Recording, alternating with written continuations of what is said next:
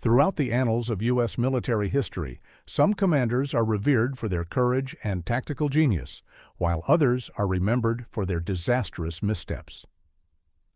These leaders, charged with the fate of their soldiers and the destiny of pivotal conflicts, earned infamy not through triumphs, but through errors, pride, and flawed judgment.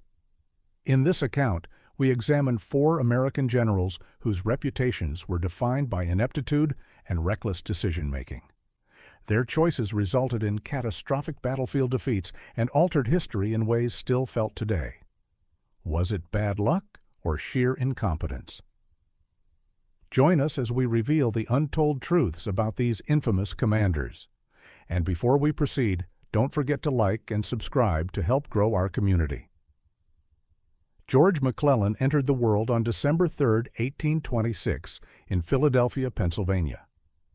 A graduate of West Point in 1846, he stood out academically but showed little exceptional military promise. His early service in the Mexican-American War provided experience that later influenced his approach to command. When the Civil War began in 1861, McClellan took charge of the Army of the Potomac. Initially praised for his organizational skills and troop training, his hesitancy soon emerged as a defining trait. His reluctance to commit to action squandered opportunities that might have reshaped the war. A defining blunder came during the 1862 Maryland campaign. Despite commanding 87,164 Union soldiers against Robert E. Lee's 38,000 Confederates, McClellan delayed. His exaggerated fears of enemy strength and aversion to risk left him paralyzed. Even after obtaining Lee's battle plans, a chance for a crushing victory, McClellan stalled. When fighting finally erupted at Antietam on September 17, 1862, he missed key chances to rout the enemy. The battle ended in a bloody stalemate, with 12,401 Union and 10,318 Confederate casualties. President Lincoln, exasperated by McClellan's inertia, relieved him of command post Antietam, famously quipping, "If he won't use his army, I'd like to borrow it for a while."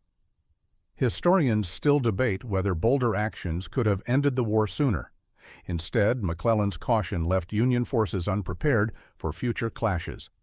His legacy underscores that leadership demands both planning and resolve. After his dismissal, he ran against Lincoln in 1864 as the Democratic nominee, but lost overwhelmingly. Later, he dabbled in business before serving as New Jersey's governor, 1878 to 1881.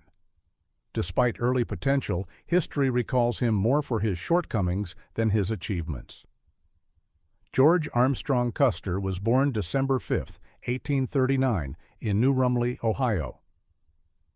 He finished last in his 1861 West Point class, but gained fame in the Civil War as a bold cavalry leader, known for his flair and aggressive style.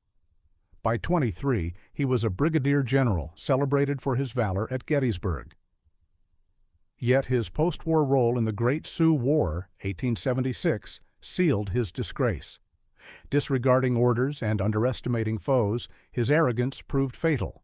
At Little Bighorn, June 25 to 26, 1876, facing Lakota Sioux and Cheyenne warriors under Sitting Bull and Crazy Horse, Custer ignored warnings of their numbers, 2,000 to 3,000 strong. He split his 210 troops, expecting an easy win. Instead, they were overwhelmed and annihilated within hours. The disaster turned Custer from hero to a cautionary symbol of overconfidence. His death fueled calls for retaliation against native tribes, but also highlighted the perils of rashness.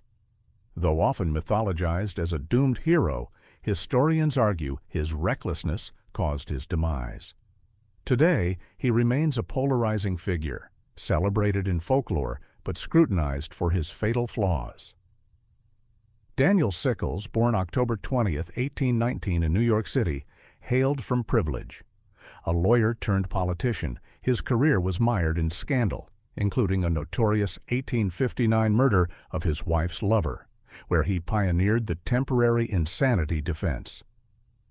In the Civil War, Sickles leveraged connections to become a brigadier general despite lacking military training. At Gettysburg, July 1863, he defied orders, moving his Third Corps to Peach Orchard, creating a gap Confederates exploited. His corps suffered 33% casualties, though he displayed personal bravery after losing a leg to cannon fire. His actions reignite debates. Can courage outweigh poor judgment? Sickles' legacy is a mix of audacity and folly, reminding us that ego can jeopardize entire armies. Braxton Bragg, born March 22, 1817, in North Carolina, was a West Point standout, fifth in class of 1837, and Mexican-American War veteran. As a Confederate general, his rigid, abrasive style eroded morale. Despite winning at Chickamauga, 1863, his inability to coordinate with subordinates led to retreat at Chattanooga. Petitions for his removal multiplied as distrust festered. His downfall illustrates that tactical skill alone cannot compensate for poor rapport with troops. These generals' failures teach enduring lessons. Hesitation costs lives, hubris invites disaster, and leadership hinges on trust. Their stories challenge us to consider, what if they'd chosen differently? Could decisive action have spared thousands? We invite your views. Do their infamous reputations hold merit? What can today's leaders learn from their errors? Share your thoughts below. Your insights could reshape how we perceive leadership then and now.